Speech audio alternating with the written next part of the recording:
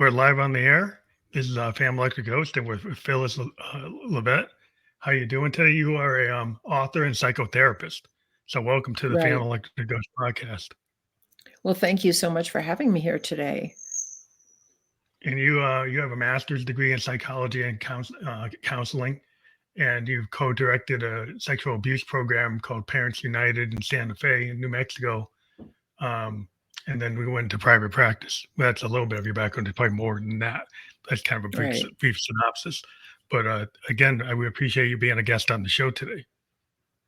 Thank you so much. It's a great honor and privilege to be here talking with you. Now, I always ask every guest these two questions before we really get into a deeper dive. What motivates you, and why do you do what you do? I always wanted to be a writer, even when I was really young. And I think I just had some natural draw to expressing myself in writing.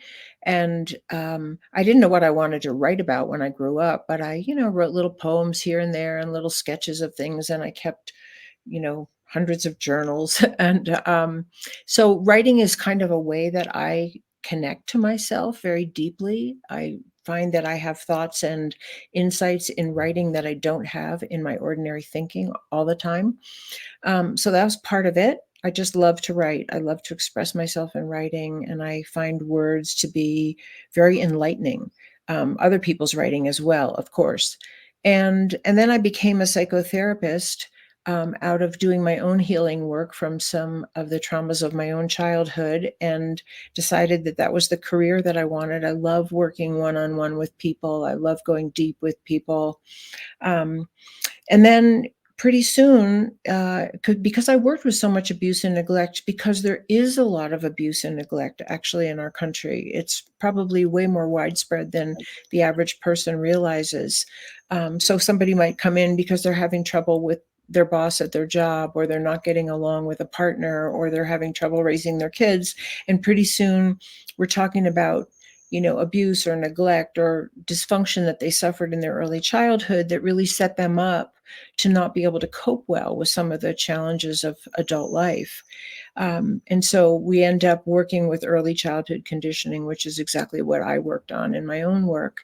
And then it wasn't a far cry to realize that we're in family systems, large and small. A school is a family system, a business is a family system, because they all operate on the same kind of dynamics between people. Some people like to be in charge. Some people want to hide. Some people want to tell everybody what to do. Other people are completely controllable. And we usually take the roles that we learned in our families into the other arenas that we participate in as adults. And so it wasn't a far cry for me then to make the leap that our country is also a family and a family dynamic and operates on family dynamics. And since, so much of my career was focused on what is a healthy family dynamic like and what is a dysfunctional or abusive family dynamic like, I really wanted to look at what's going on in our country, because I think we're at a huge, critical point in the history of our country, and maybe the history of the human race, or maybe not maybe. and and I really wanted to share what I've learned about healthy family dynamics and what they entail, and what does an abusive or dysfunctional family look like, and what is the effect it has on people that is long lasting, that we're seeing, all over our nation. I'll just talk about America because I live here, but we're really seeing these things all over Yeah, the it's world worldwide. with Yeah, worldwide. yeah. I mean, when I went to college, I went to Bowdoin College. I was a sociology major. I see Mm, parallels between like the sociological concepts, like the microcosm and the macrocosm. It's like the microcosm exactly. would be like your family, right? Your childhood, right? And you have that kind of dynamic where you're in Right. like a situation where you had somebody who's like just a narcissist, and Right. and they kind of you build in that idea that you have the imposter syndrome. You're not good enough because they kind of have that energy permeating in your Yep. whole situation. Then you're kind of primed when you get into the macrocosm, you get to a corporate world, you get into like the military, you get into a bigger social structure, like at the macrocosm level, and you Right. might be primed to fall into the same patterns.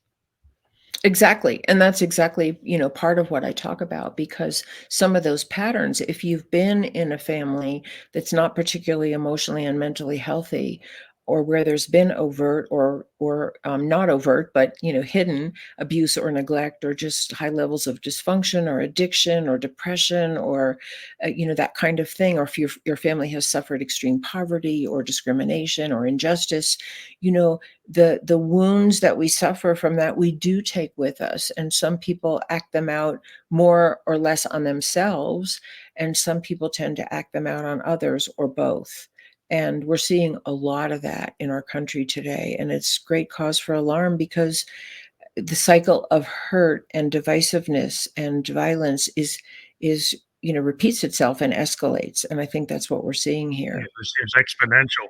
It seems like it just keeps on getting like Right, it keeps on right, exponentially getting worse because if you have all this, at the family level, it's not addressed, right. and then nobody talks about it. Nobody thinks That's it's a right. valid thing to talk about. There's a tendency to kind of have shame associated with trying to address a lot of these issues, like in the microcosm. Absolutely. And once you get to the macro, you get to like a critical mass and you get incidents, you get That's situations right. that, like whether it's like individuals or groups getting into these bad situations. That's right, and one of the characteristics of an abusive family, besides denial of what's happening that's hurting people, or they just don't wanna hear about it, is if someone does try to speak up or get help, they're often targeted for more abuse or blame, and that's exactly what happens in our country, often, that people who march for peace or demonstrate for civil rights become the target of massive violence and sometimes murder. And these are abuse family dynamics. And the beauty of psychology, and this is one of the reasons why I feel so strongly about what I'm trying to convey, is the beauty of psychology is it's not partisan. Psychology is not, and the healing work that we do in psychotherapy, for instance, whether we're working with an individual or a couple or a family or a child, it's not about blame. It's really getting to the root cause of what is perpetuating fighting or hostility or Mhm. aggressive behaviors or depression or anxiety or obsessiveness. It's getting to the root of it so that people can be restored to a loving and healthy and safe connection with themselves and with other people. And so for me, our psychology and the tools of the best psychology are the big missing piece in politics today because they're not operating on the commitment to resolve differences. It feels like we're escalating our divisiveness so somebody can win Yeah, well, when it's we about all actually winning. lose. Yeah, well, it's about winning the argument. It's like the listening skills of what, when I went to my liberal arts Right. education. Some of the things my professors talked about the most is that the biggest thing you have to know or learn is how to listen. Whether Wow. it's my philosophy class or my sociology class or my political science class, the teachers, professors were all about like, you really need to listen, not just to me, the professor, but to each other Right. and actually Oh, I love understand that. without trying to win that that session. Like if Right. you're always trying to think about the next word that or the response to what was just said, you're not actually listening to what's happening. So I think there's a I lot think of that miscommunication because people don't really listen. Well, I think you were very fortunate to have professors that even said that. I didn't have anybody buddy that said that when I went to school, and I'm so glad you said that because that is probably one of the biggest failings of our human relations right now, whether it's in the microcosm or the macrocosm, is that people are not trained. They don't even have the mindset to listen the way they want to be heard and speak the way they want to be spoken to. It really is all about who's winning the argument or shutting the other person up or winning the election or Yeah, whatever. it's always Yeah. So it's a lot that's about a framing. I mean, everybody's yeah. framing to try to, get into a better position to be on top. Mhm. And it's all about Right. like Right. metrics. Everybody's into like business analytics. Like, it's all Right. about okay, everybody like, I'm a in my day job, I'm a business analyst. And like the hot term Mm, today is business analytics and AI. mm, That's it's always good. Like right, you right. shouldn't criticize it because you should just accept it and say these metrics are always valid. I say, well, if the learning library learns on things that have bias, how is that valid? Mhm. Like if you learn on what you give it is what you get, right? It's like garbage in, garbage out. And so a lot of times people don't understand, like if you get a lot of bad negativity, coming in, then it tends to come out. Right? It's like it's law of attraction. You're gonna keep on getting into Exactly. codependencies, getting into negative space. You're not gonna get out of it. And so if what you think is like this is the truth. Because I saw somebody say, "Well, we're gonna program safety into this system." But if you say safety is I can't even talk about race, right? Because that's dangerous to talk about it. So then you say, then the algorithm will actually prevent you from talking about race. Well, that isn't actually a Wow. sense of safety. It might be a sense of safety for you based on your bias. Mhm, mhm. Yeah, that's really interesting. Also because I never thought of it in terms of metrics because that's not my field and I don't think that way. But I see an analogy there because what what people really thrive on, and this is no secret, I didn't make this up. This obviously I've seen this through years and years of being a therapist and being a human being on this planet in relationship with other people. But what we thrive on is love and belonging and a sense of being valued and being heard and having our opinions honored, whether they're agreed with or not. We thrive on cooperation with other people. We thrive on employing the skills and having a commitment to resolve conflict without violence and without the threat of violence. We thrive on safety. And so those are all the healthy dynamics for a healthy family. Nobody does them perfectly. We all mess up and we have to, correct our mistakes and apologize, but that's part of being healthy. Part of being healthy is being accountable. It's not being perfect. It's being accountable and being responsible and being willing to apologize or to admit fault, as well as express your greatest gifts and your greatest contributions to other people fully. And so I call all those things that I just mentioned. I call those high tech human relations because we want high tech everything, right? We want high tech technologies and cars and medicine and science but how often do we talk about what are the highest tech human relations that we're capable of and that we actually really want? And if we really want those things in our own life, I don't know anybody who wants to be bombed in their home or have their children kidnapped or be hated because of their race or their religion or their gender or anything like that. I don't know anybody who wants that in their own life. But the fact that we allow that and condone that on larger levels is a mental health issue because Yeah. mentally healthy people don't have that kind of separation between what they want for themselves and what they do to other people. Well, it seems like, the societal structures get in place this idea of like the blame game or the resentment game.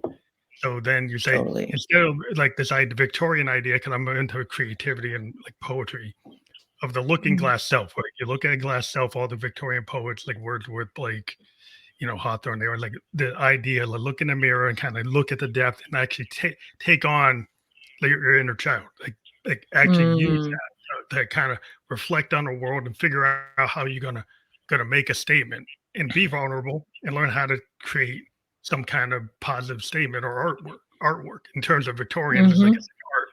But the idea is like mhm. if you think about not being scared to be vulnerable, like and no one wants to raise their hand in the classroom because they're scared they're going to have the wrong answer. But the only way Right. you're going to learn is if you're willing to put up your hand and maybe say the wrong thing, right? But the vulnerability Totally. is hard to get through because you're just so scared of being like out of place because there's so much pressure. There's like, oh, you don't want to be in that group of the other because the Right. other gets blamed for everything. So he's like, this group Well, is responsible for inflation or right. responsible for this or responsible for that. Right. Then that's why you get those dynamics you were talking about earlier. Yeah, I mean, I love that you brought up the word vulnerability because sometimes all it takes is one person. One person saying something vulnerable, sharing something about themselves that's a little hard to say, or that makes them teary, or that doesn't, necessarily make them look good or strong, or, whatever. And then often, and I've seen this happen in groups many, many, many times, one person shares vulnerably, and there's like a relief that goes through the room. And then other people start to share Permission vulnerably structure. because Yeah. this, right. And it's safe now because somebody broke the ice. And there's just such a sense of connection that happens around that. So connection doesn't happen around looking good. Connection happens around being real, right? Yeah, it's a um, singer-songwriter thing. Like, you think about the singer-songwriters of the '70s. You were drawn to Carole King. You were drawn to Neil Diamond. You were drawn to right, Bob Dylan and Joan Baez, right, all these people right, because they or Neil Young because they were vulnerable. You listen to Neil Young, and there's, like, the vulnerability in his voice totally, and right, willing to take on things that's not just a love song. He's talking about a friend that died from addiction. And you're right, like, "Wow." Like, he's exactly, actually saying something real, and then it gives permission structures like, "Oh, you can not just talk about, it's Harry met Sally. You're like, you can actually go into something else. You can actually right. dive into things and tell stories. And then it expands people's minds because, like, oh, I can use this form for other things. It doesn't have to just be this, and they, Absolutely, and I love that. I love that because I think people are dying for that kind of safety around just being their human selves and not having to look like they have it all together all the time, or that nothing bad ever happened to them, or they never hurt anyone. I mean, we're all human, and the more we can accept and voice and share our underlying humanity, the less we're gonna wanna kill each other. I really see that those 2 things are intricately woven together. but the empathy, like if Right, you're kind of brought up, there's always this other that you can right. blame for your condition. Then there's Mhm. no empathy for the other. So it That's allows right. you to, treat the indigenous Native American a certain way, treat, That's absolutely African right. Americans a certain way, to treat somebody from another country comes in as an immigrant. Well, now you're like, well, they're taking my job. They're trying to join the union. Like, so Mhm. they're the enemy. It's like, well, maybe you ought to look at like who's actually orchestrating that from a class structure. Is like maybe the employer wants you to fight each other on the street because they Right. don't want to pay any of you. And maybe look at your own immigrant roots. Most of us have immigrant roots. Yeah. We're not a far cry from people Well, it's fleeing supposed to be a poverty melting and pot, war. but then once you get to a Yeah, certain position, then you're like, "Well, it's my rightful place," right? right, Versus right, like, "Oh, somebody else is gonna right. take my spot," and then Mhm. technology happens. Like, we're in the AI robotics era. People are frightened. They're like, "Well, my role is just gonna get wiped out." AI Mhm. is just gonna Mhm. take over. I'm not gonna be an actor anymore. I'm not gonna be a painter anymore. I'm not gonna be an office worker anymore. So what am I supposed to Mhm. do? And so the idea is like, well, what you have to do is rely on your secret sauce, which is your individuality and vulnerability, because nobody else is that person in the looking glass. But I think a Right. lot of our social structures have taught us to be like automatons or working on the assembly line and not thinking, not feeling, Mhm. just being like a widget in the box. Right. I think that's really true, and I think people are really suffering as a result of that. That's not in line with our basic humanity that wants to connect, that wants to create, that wants to express, that wants to expand, that wants to learn and grow, that wants to be seen as, perhaps unique in our individuality, but also connect with other people in theirs. And so, one of the things that I think about when you talk about AI and robotics and all of the great, there's some amazing new technologies. Some of them are amazing. They're life saving, time saving, and whatever. And I think I think as a human race, not really just as Americans, but Americans certainly, but as a human race, I think we're at this place where we have to really decide how we're going to use what we know, because if what we know and can do actually hurts people, is it worth doing? Yeah. And the biggest, one of the biggest and most obvious examples of that is, yeah, we have been able to create incredible weapons of mass destruction. Should we? Should Should we we do that? threaten to use them? Yeah, because it's life denying. It's, possibly the end of human civilization if we were to continue on the path of threatening to use nuclear weapons or using them. So I think in many arenas, and it's not just in weapons of mass destruction, I think we have to decide what's the best use of the intelligence we have. And to factor into that question, does it help us feel more loved, more connected, more safe, more cared for? Does it create a safer society for us to live in? Does it provide for more people or less people? So I think we Yeah, really, really have to ask those questions, just the way a family has to ask those questions. Let's just say somebody in the family got a new job and it's going to take them, they're not going to be home hardly at all and they're going to have to move to a foreign country. Is that good for the family? yeah, because Maybe, they just look at maybe the money. not. You look at the money and, like, money Right. says 6 figures, 7 figures, that's good for the family. The social dynamics of your psychology or sociology of the situation is that's not good for the development of your young children if you're not Exactly. there, right? So, but then we've kind of Exactly. been told that the money, the 7 figures, trumps those other things, and so Right. it's just And a matter that's of, yeah, balancing no, that. I'm sorry, go ahead. Go ahead. Go ahead. Yeah. But the other thing what I've noticed is, like, there if you watch a movie Oppenheimer, right, or you think I about did. technology, like, the idea is, like, the scientist or the technologist gets so caught up in trying to climb Mount Everest and solve the Right. problem that Right. then when they get there, then they suddenly like, "Oh, there are actually ethics related to this, but I was so narrowly focused on solving this problem, Mhm. this physics Yeah. problem, that I didn't think about, like, what happens if I put that in the world?" I just thought about putting it into the world. I didn't think about the consequences. Right. It's the same thing with AI. Like you put Right. it out there. A lot of us who are creators, we're like, what about people's privacy and the people's copyrights and patents? Because the Mhm. problem with AI is it's going beyond those rules, Mm. right? So it Interesting. teaches something. It could take a patented formula, and because it learned on it, somebody could access it. They shouldn't access it because it got Right. into the library, Right. somebody found out how to pull it out, and now you totally destroyed the rules. Like, we have rules and morals and ethics, and now we have a tool that can go beyond those. Right. And just because And it can, you just put that's it there. exactly what I'm talking about. Right. Just because we can, should we? I just read a little blurb that came up on something in my email not long ago this afternoon that said the Surgeon General, and I'll have to check out and see if this is true, but it said the Surgeon General is now recommending that we look carefully at the effect of social media on teenagers. And I think that's another arena where we have to look at, like, we can do it, but should we do it? And what's the cost of doing it on the mental health and well-being of really not just young people, it's really everybody. But if you're talking about young people, you're talking about their developmental process. And how is it being affected by Well, it's like hate gambling. speech I mean, and you're creating right, yeah, I mean, these algorithms on social media are as addictive as, like, alcoholism and gambling and any other addiction because they get right. them on stuck on their device. And it gets them into That's a right. loop that's very addictive. That's not that different than those things I just mentioned. And so the question is like, well, the social media company makes billions of dollars off of these Right. algorithms. And they say Right. it's great because it's like, okay, that's capitalism. But then, like you said, well, what's the measure of the capitalism versus the harm to the kids?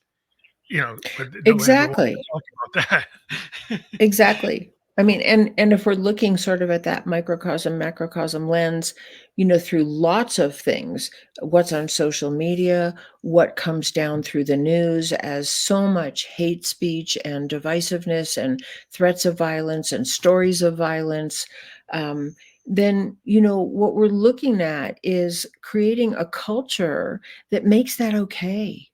Those are role models. And, when we look at a family, we say, without thinking about it really, like, what are the parents role modeling for their children? And if they're fighting all the time or hitting each other or, breaking things or leaving for 3 days and not telling anybody where they are, abandoning their children, we'd say, you need help.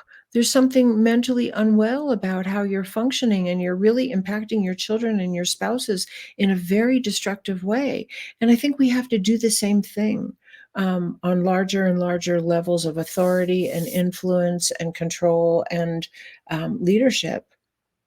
Yeah, it seems like we've kind of been stuck in this kind of idea of laissez-faire economics. Is like if it's profitable, and it goes back to Hmm. like Calvinism, because if you make more money, then you're closer to like heaven, right? So you get this idea that that makes you morally right to actually go for the money, right? Wow. There's this kind of Hmm. stream I study, this idea link between Calvinism and capitalism, and Uh-huh. laissez-faire, and how it kind of drives this idea that that's actually a moral position to be in when you actually look at the result from like sociological events. It's like, well, this doesn't Right. look like it's actually a positive result, Right. right?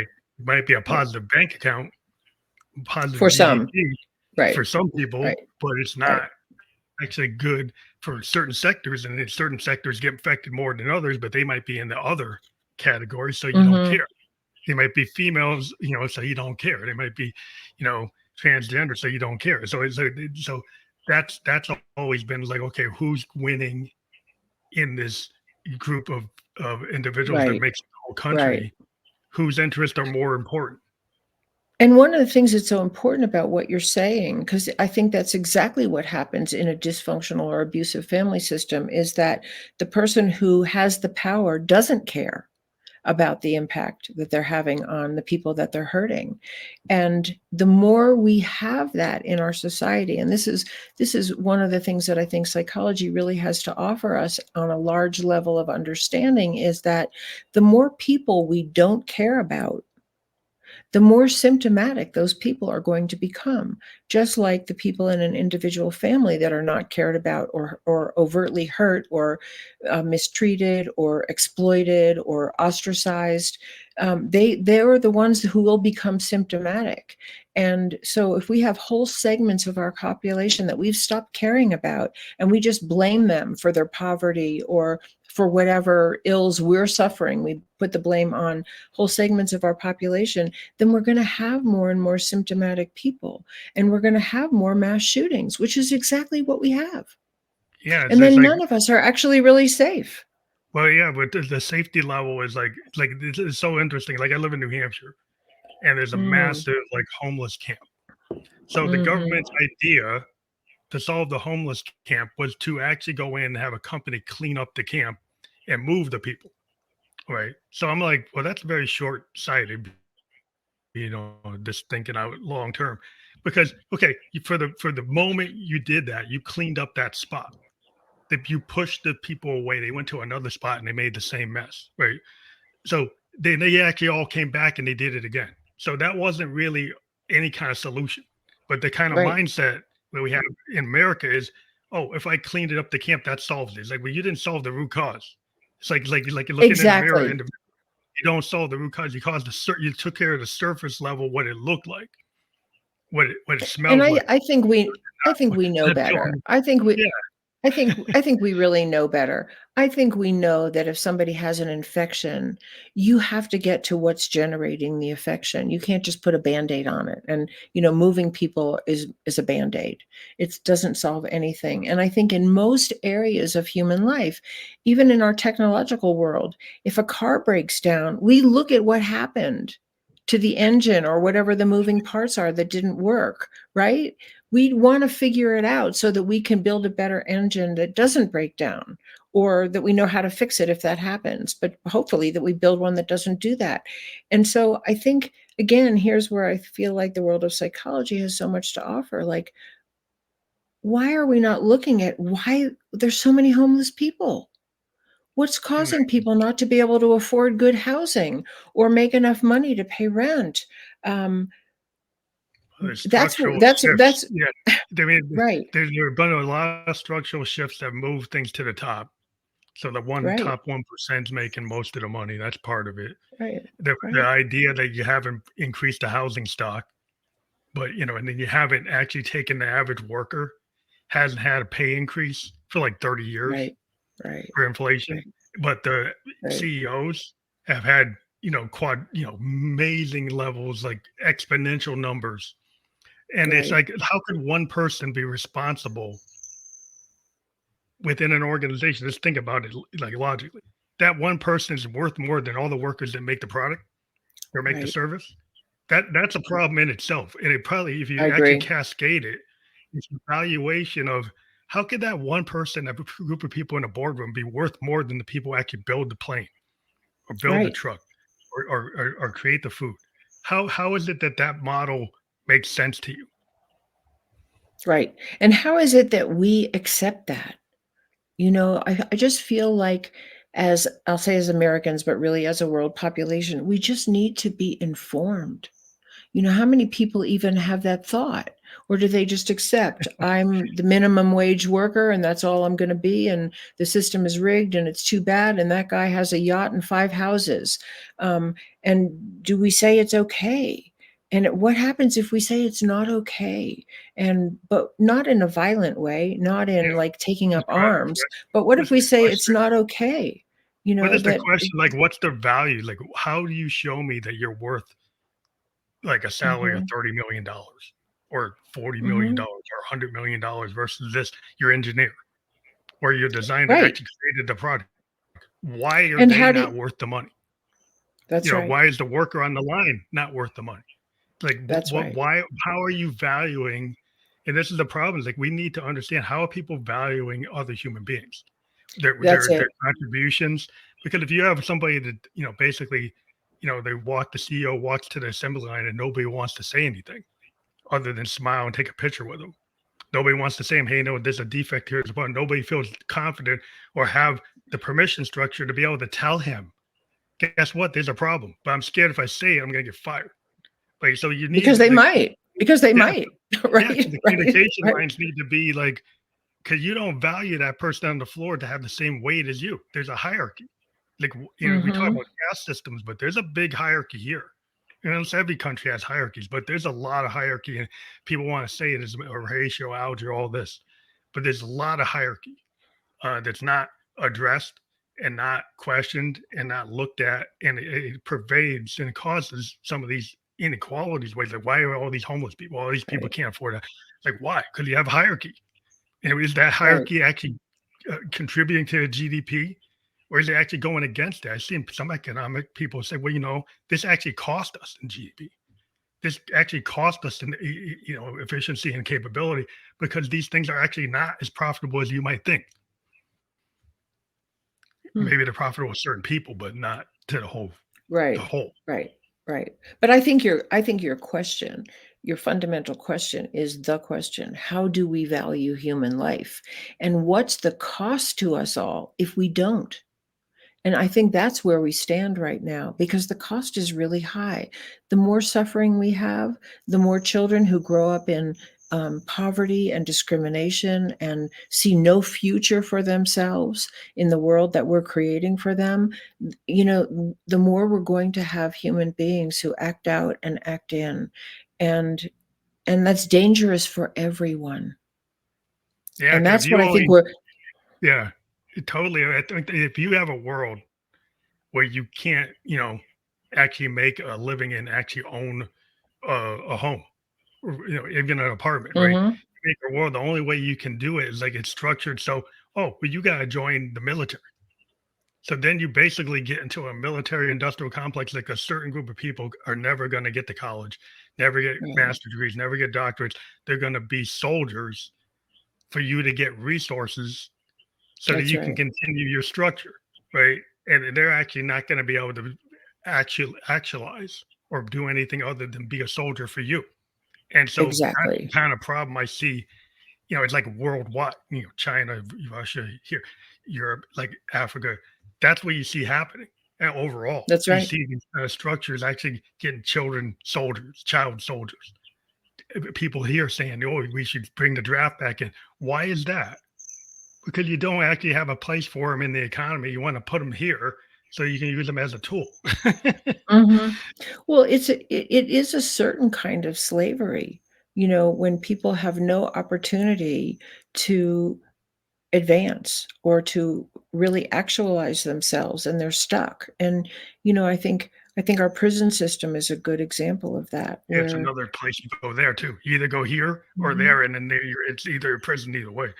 By perspective, But yeah, it just seems like we have these very dogmatic, Mhm. structures that are designed Right, on a hierarchy, right? right, And if you go in the military and you're a college age, you'll be an officer. You get to be a general. If you come from Cabrini Green, you're probably just gonna be a foot soldier. right. Unless you ramp yourself up. But most likely, you're not going to ramp yourself up because that's not what you've been on. That's not the Mhm. trajectory you've been on. So like you have these kind of Horatio Alger situations where certain people they do ramp up. So it's not 100% either way. But if Right. you look at the bell curve of it, it's kind of in the bell curve. It's Yeah, like most people are going to fit in there, and then right. the ones on the edge, the edges of the curve, they're going to go where they're going to go. So, some of the tools for the best psychotherapy, which I would love to see be well known just by the general population and implemented on all levels, large and small. And I know that probably sounds like Pollyanna thinking to some people, but actually, I think it's what's going to save us from ourselves. Are some of the skills that we really use in our offices that help people heal, and that is like really going into the wounds that we've suffered and understanding what negative coping mechanisms and beliefs we've taken on about ourselves that are manifesting in our adult lives in ways that are not functional for us or not satisfying for us, or not successful for us, depending on what they are. So if someone learned to wall off because they were being tormented, and now they're isolated and alone and lonely and suffering and drinking too much to ease the pain, what's going to help them is to go back into what wounded them and retrieve that little child that got left Yeah. behind and hurt. And those are some of the great tools of therapy. And when people do that, when they can heal some of their wounds in a safe place with a safe person, they become safe people for other people. They become more relational. They Why are do you able think to that's deal not with valued though? Well, I why guess it's the not question I have valued. is like, why doesn't like the insurance system in America, like if somebody has a bad heart or they got diabetes, Right. they understand that and they'll pay for it, or they'll pay for the care. Mhm. But when you Mhm. have psych psychological issues or trauma issues that are not physical, they're actually within your soul and your heart and it's harder to quantify that. I mean, as a person like you can quantify it, but it doesn't seem like it's actually valued on a scale like cancer or heart disease or it's Right. not doesn't seem like sometimes they limit how much care you can get. Right. Oh, absolutely, or Corporate you America, can't get it, you got period. Right. 12 visits for the year. So how could you Right. quantify that I only need 12 visits for mental health? You Like, how can't. could you You decide that can't. You that's can't. you're gonna Yeah. ration that? That's what my corporate America plan says. Like, Well, really? that's an economic issue that's misguided. I spoke once to someone who worked for an insurance company who was a numbers cruncher, and he said to me, I said I was a master's level psychotherapist, and he said, "Oh, insurance companies hate master's level psychotherapists." And I said, "Why?" And he said, "Because they work with people too long. They like their clients too, much." Yeah, and That's and and that's that the really numbers game. was the thinking. And I think part of the reason in the big picture, and then we can look at the little picture too about why it is not esteemed as well as a heart surgery might be, or mental health. um, but in the big picture, I think, and I don't know how many people really understand this, but I think in the big picture, if you really focus on helping people heal and helping people retrieve their most essential good self and be fully expressed and empowered in the world, the power structures that we're living in would crumble. Well, that's I probably why think they that don't would wanna really pay for happen. Now, it. I don't know that It's that's the thinking behind that, but I think somewhere people know that when people are not on survival, when they depend on, a medication, and I'm not saying anything wrong with medication, no, no. but when they're just struggling and they can't really express their full selves or be safe or create a a supportive community in which to operate. When they can't do that, they're on survival. And when they're on survival, they're less of a threat. Well, But yeah, that's if you're not just really thrown in, true. It's not really yeah, true. you're actually more of a threat. Well, yeah, I mean, this is the Mhm. problem. Like the kind of thinking Right, is that right, like if we can get people to be just tied to like living paycheck by paycheck, then they can't really think about the deeper things of like why does the CEO make 100 times more than me? Right. Or why right, does the homeless camp right, exist and they just move them down the road? Like they right, don't have time to think about it because they're just trying to tread water. If you're right, treading water, then you're gonna just be buying the alcohol, buying your right, cigarettes, watching TV, right. not Watching TV, engaged, right, not actually going in like, what is it that my politician down in the state senate, what is it they're actually passing? What are they actually right, doing? Who are they actually right. working for? Are they actually working for me?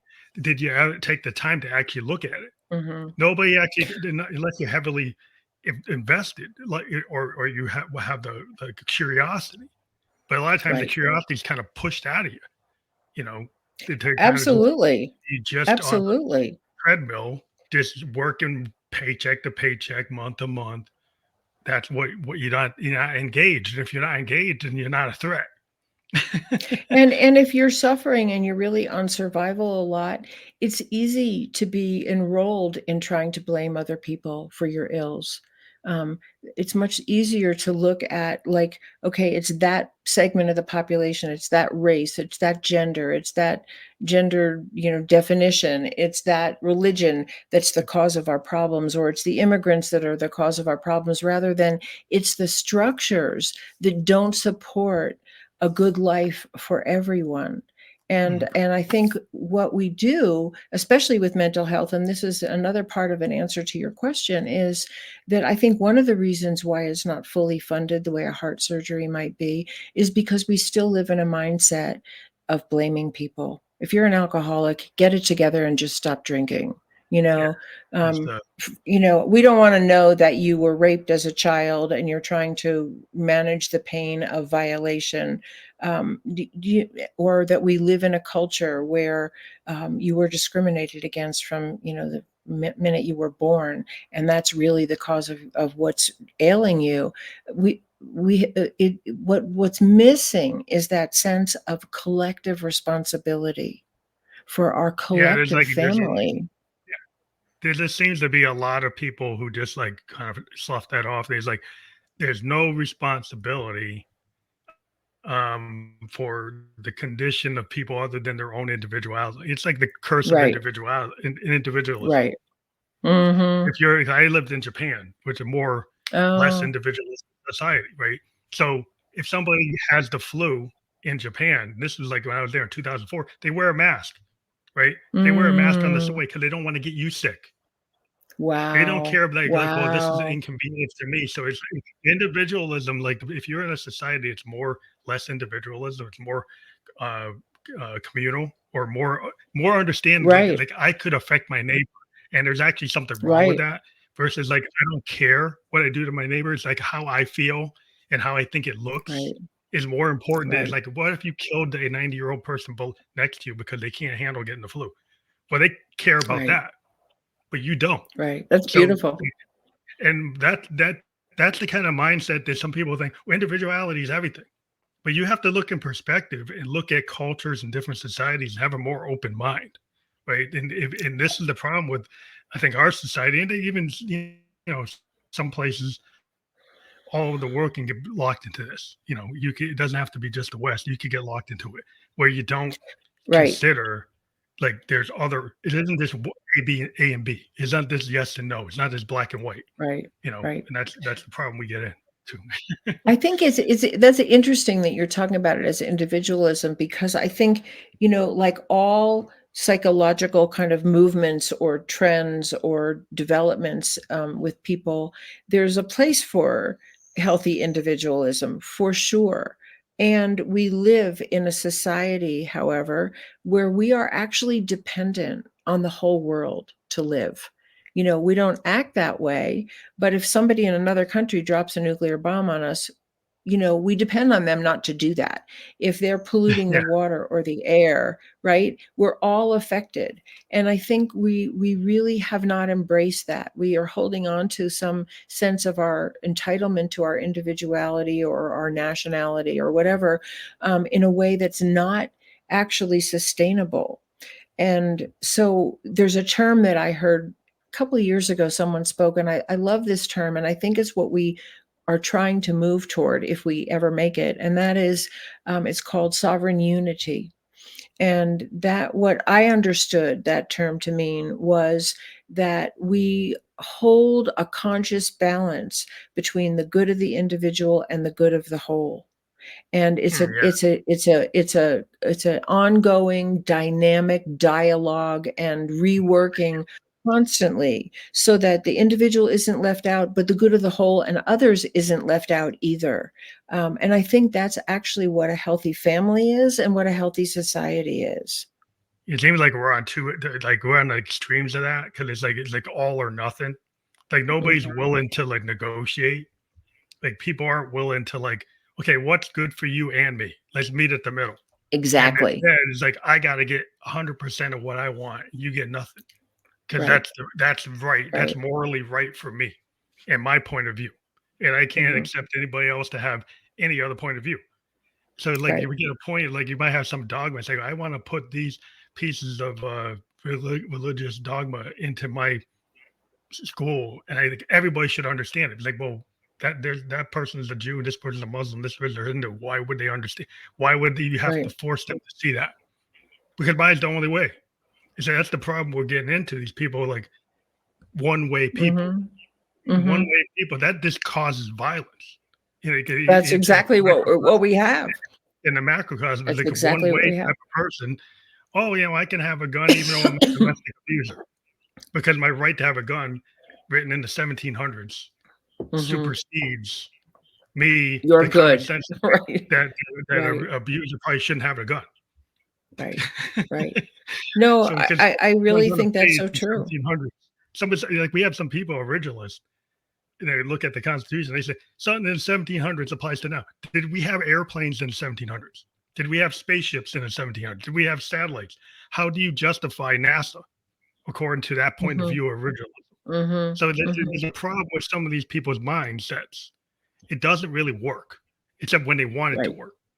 They try to shift and gyrate into these positions that don't. It's like we're in the Right. 21st century. We're in the age of Right. AI. Right? AI is not in the Constitution. Right? So Mhm. how do you deal with that? Mhm. Right? Mhm. Oh, it's not there. So Yeah, and what? Tradition is this? I think we have to look at it from the mental health point of view. Is, when someone becomes so convinced that they have the only way, they have the only answer, and they want to impose it on every single other person because they believe they're right or righteous, or, however they get to that place of sort of narcissistic adulation of themselves. Um, I think we have to look at that as a mental disorder, and it's Yeah. caused by something. It's caused by a certain kind of brainwashing that they're either entitled to be dominant because that's the role models that they've seen, or they've been allowed to have no boundaries whatsoever. Um, and so they feel entitled because they've never had a limit or a boundary put on them, or they've been so badly hurt that the drive to inflict that pain on other people is completely overwhelming them. And all of these are psychological issues, and we see them all playing out at the lowest and the highest levels of authority, influence, control, and leadership. And that's why, that's one of the big reasons why I wrote the book, because I think it's really a mental health crisis that we're in. Yeah. It's just the problem. We got like certain factions don't believe that mental health is even a thing.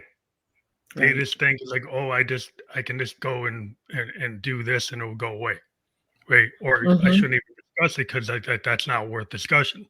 Independently, there's multiple faiths that have some version of that, and it's Mhm. just so it doesn't matter. It's like not just one or the other. There's a lot of points of view that have hold those type of concepts, and so the idea is how do you take this kind of narrow mindedness in the 21st century, which is always surprising to me because I got my childhood in the 70s, growing up with Mm, Gene Roddenberry Star Trek and George Lucas Star Wars, and it's like never thought I'd see so many people trying to grasp at like going back to the 1700s, going back to the mhm, 1600s, whether you're a Muslim or a Christian, it's like trying to hold on to really old dogma and try to mhm. force it into the modern world. And Well, like why? I think that the impulse to hold on to dogma, whether it's from the 17th century or BC or yesterday, I think again, I think that holding on to dogma and trying to impose it on other people is actually an emotional mental issue. Sometimes it doesn't even have to do with the dogma. It could be any dogma, as long as I'm in control of you and you do what I say, and I'm right and you're wrong. And these are this can be found, in many religions and in many societies where that becomes the mindset for control. And, so I think that one of the biggest challenges we face as a human race um, is how do we move out of a structure of domination and submission, because that's what we live in. And we live in a structure of domination and submission that could actually cause the human race to go extinct if we just unleashed all the powers to dominate that we have. And what does that mean?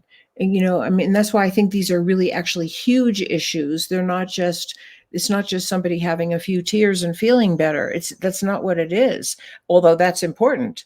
I don't mean to put that down. Um, No, it's but real important. it's really about how do we learn to live as equals? How do we Well, it take some of seems these really destructive hierarchies apart? well, it seems like human race doesn't learn until it runs through a crisis, right? Like so, Mhm. so like America didn't get into World War II until we hit Pearl Harbor, like right. So Mhm. we all these bad things that happen, and it's like when we get hit, then we're like, oh, Right. we should do something. Wow. Right. But so the problem is something like it's like the climate change problem. These things will kind of hit us over the head. Well, the things are going to happen exponentially. Scientifically, you can see it. They're going to be Right. like big events that Right. just happen, and you're not going to be able to like slough it off to the next day. And so it's going to Right. put pressure on our systems, which are already under pressure. So it's going to either you're going to fight or you're going to come together. And we're going to That's have right. trust in leaders that want to go for coming together rather than pulling apart. Right now, Right. we seem to have a lot of people just want to pull apart. But like if Right. something happens and everybody sees it Mhm. like a 9/11 moment or Pearl Harbor moment, do you come together or do you blow apart? You know? Right. And do you not blame somebody, and I think this is one of the really deep parts of the best psychology and psychotherapy that I like to talk about, because I think it's one of the hardest things for human beings to do. And that is, how do we just take responsibility for ourselves? Because we know that in an individual relationship, if you've ever been in a relationship with someone that you really care about, whether it's a spouse or a child or a friend or someone you work with, but a relationship that you care about, if someone actually takes responsibility for something that they did that hurt you or upset you or whatever, you know how healing that is for the relationship. And you know, if you've had the courage to do that yourself, it might be hard to do, say, I'm sorry, I really was wrong and I shouldn't have spoken to you that way, or I know that what I said really hurt your feelings, and I apologize, and I hope you can forgive me. That it takes strength and courage to do that. And it's healing for both people. It's healing for the person that apologizes or takes responsibility in some way. And it's healing for the person who receives that. And those are the kind of role models that I want to see in the highest levels of government, where we take responsibility for what we've done as a country. And we take responsibility for how we treat every American here and all people who live here and people around the world. We'd have a different world. And I want to say again, it's not Pollyanna thinking, because if we can do it in our own lives, a country is just a mass of individual people. So if we Yeah. can do it in our own lives, we can do it as a country, and we can do it as a world population if we want to. if we see that we're, So, as you said, if we see that the stakes are so high that it's really the only way. well, because it's this idea like everybody's living in a dome, you can't be fighting, right? So when you get to the world of the science future, like with these domes, Mm, like because the world's mm. so hot, the oceans are so violent, the weather's so violent, but within the dome, you probably can't be killing each other in the dome, right? So the idea of the future kind of state of the world is like you're gonna have to get over, you're gonna have to apologize, right? You're not gonna be able Yeah, to hold a grudge. You're not gonna be able right. to just be angry and And think you're it's gonna okay. have to change your behavior. You're gonna have to Yeah, change your behavior. That's part of taking responsibility. It's not just saying, "I'm sorry," which is very valuable and takes a lot of courage to do, but committing to change your behavior in the future. If I yelled at you and that really upset you that I screamed, um, it's okay if I say, "I'm sorry," and if I really mean it, that means I'm gonna try not to do that. 'Cause I don't wanna hurt you, because I care about you. But I love what you just said about the dome. We are in the dome. We're already there, you yeah, know? just don't We realize just it. don't know it. Yeah, well, that's the problem is people don't realize they're in the dome and then they're doing all these things that are affecting like they don't understand the cause and effect. So Exactly. it's so you're doing this action and you think it's like, well, this is affecting me or affecting this tiny thing. It's a ripple in the It's a universe, ripple. right? It's And a it ripple. rips through the universe, all these bad school shootings, domestic violence, these attacks, Horrible. whether it's microcosm or macrocosm, nation against nation or person against person. It just Right. cascades, and it That's right. leads to people not feeling safe, not safe at the grocery store, not safe at the movies, not safe in school, not safe in church. What does that do to the psychology? If you're Terrible. thinking like that, I can't be even safe in the grocery store, Right. what And we're what the heck? actually not. We're actually not. I mean, fortunately, I've gone to the grocery store many times and no one shot me, but it could happen Yeah, the because it idea does could happen. happen, Yeah, because it does happen, and it's happening boundary. randomly, that people are so dispossessed and so hurting and so angry and so disconnected from one another that they would even want to shoot people they don't know. That tells us something about the society that we have created.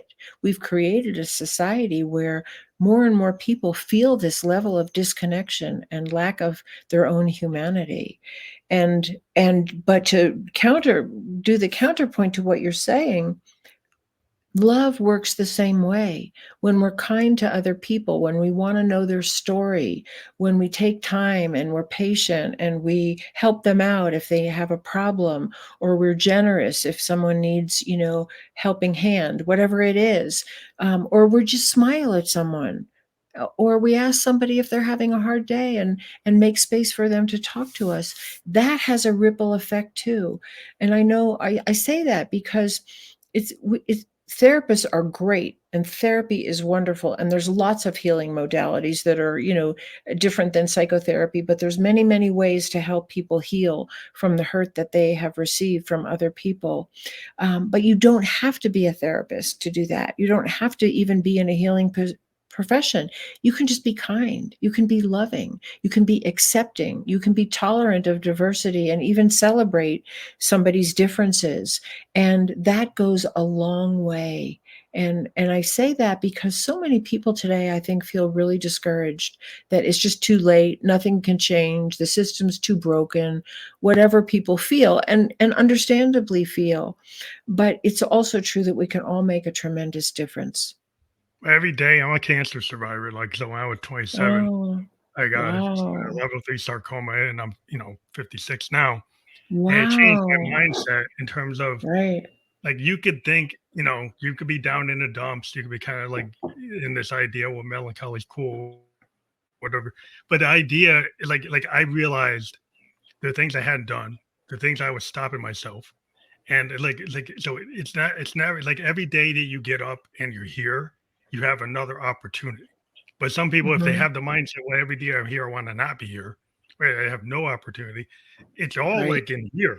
If you Right. start changing your when I started changing my mindset, I got out of my cancer, right? I mean, I had to do medical, Mm. but Right. if you don't have the right mindset when you're undergoing that therapy, you might not be here because it has to actually be like that has a lot of power. And I believe That's that right. by feeling like I should be here and the things I needed to do, like find my wife and get married and have a kid, uh, that gave me a reason to like be here. And so Right. people give themselves like whatever the win you can have for yourself, like something that makes you feel Mhm. happy instead of just thinking about the negative. And I think we get Right. so stuck in the negative. Is like you can find some positive things in your day, even if you had some Right. that didn't go well. That if you focus on, it's like okay, it's a perspective. And I love what you said about, what gave you a reason to be here was your wife and your child. It's love, it's connection with other people that is the best reason why people want to be here. And yet we don't factor love and connection into any of our politics at all. Yeah, that's not the thing. It's like it's always about like oh, it's a this thing, this issue, and it's always like oh, it's a blame game. Mhm. Numbers game. It's like it's your gas price, your money, your inflation rate. Well, what about your happiness rate? How you measure that? Exactly. You want the love Exactly. quotient, the love quotient for your neighbor. Like do Right. you live in a neighborhood where you actually talk to your neighbor, or do you scowl at your neighbor? It's Mhm. like what's going Mhm. on? Maybe you can start in your neighborhood by actually asking your neighbor how they're doing. Right. Maybe a new thought that maybe you didn't think of. No, and it's these things are free. I think that's part of what people don't understand. It doesn't cost any money to smile at your neighbor or ask them how they're doing or offer to help them when they just got home from the hospital. It doesn't cost anything. And it's yet what we all crave. We all crave love and belonging. And when we don't get it and when we get the opposite, we become symptomatic and unsafe. And Mhm. that's the bottom line of what I think psychotherapy really has to offer this conversation. It's love and belonging that create a safe world. It's not weapons. It's not a Yeah. defense system. Yeah, And well, it's certainly weapons just not it's cause the next fight. You're just there for the right, next fight. But right, your book is there behind you, American Therapy. You've written that's your most current book. You've written like right, 2 other books too, but that's the one that people can check right, out. But I guess if they go to your website, they'll see all the books you've ever written, and you'll be able to right, contact right, you, right? right, right. And you can buy that book from any major bookseller and welcome people to check out my website and contact me on my website. It's my name, phyllisleavitt.com, and on all the social media, LinkedIn, and I have articles on Substack and Facebook and Twitter and all that stuff. But yeah, We wanna and I have a remind lot of videos on YouTube. Sorry, go ahead. that link will be clickable. Like right now, you can't click it, but when you go to, if once we're off the air and you checked out the Twitch Okay, or YouTube or the Facebook, everywhere we're published, your link is actually clickable in the description of the great. podcast. Oh, Right, great. people will be able to click right through and get right to it. And we do encourage everybody who listens or watches the podcast to actually look at that description and click on the links that we provide for our guests, so you can get a deeper dive into what we've talked about. I do appreciate Great. you being a guest on the Family After Ghost podcast today. It's been great. Well, thank you so much for having me because you've been great as well. And it's been a really interesting and stimulating conversation. Thank you. Have a good night. Have a good weekend. You too. Goodbye.